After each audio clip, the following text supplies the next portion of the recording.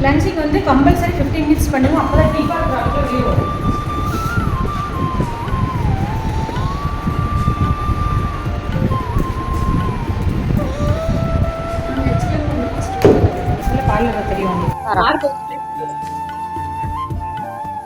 Rust நல்லா தூக்கி விடுதல்.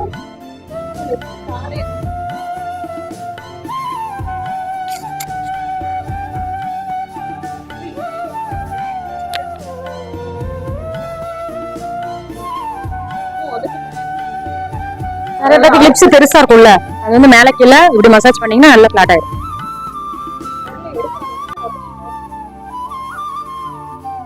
இங்க ஃபைன் லைன்ஸ் இருக்கும்ல, அது வந்து கண்ட்ரோல் ஆகும். நோஸ் வந்து ஷார்ப் ஆகும். இந்த இடம் அடிக்கடி ஸ்கின்னோட கலர் நல்லா கிடைக்கும்.